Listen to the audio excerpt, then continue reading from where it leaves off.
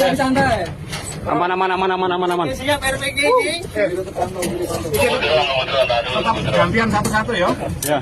DRONE Siluman dan elit TNI Polri guncang OPM Yahukimo, markas Elkius Kobat dikepung elit TNI Polri. Total 6 bulan terakhir, ada 34 korban baik dari aparat maupun menjadi korban OPM di wilayah Yahukimo. Sebab 1 bulan terakhir ada 11 korban, 1 anggota TNI dan 10 warga sipil. Aparat gabungan TNI Polri melakukan pengejaran terhadap para pelaku, melakukan patroli dan mengamankan lokasi di Yahukimo. TNI dan Polri mengecam tindakan OPM yang kini menyerang guru, tenaga kesehatan, dan membakar gedung sekolah. Berdasarkan catatan, OPM dengan bangga dan bertanggung jawab menembak seorang prajurit TNI di wilayah Yahukimo, Selasa tanggal 7 Oktober tahun 2025.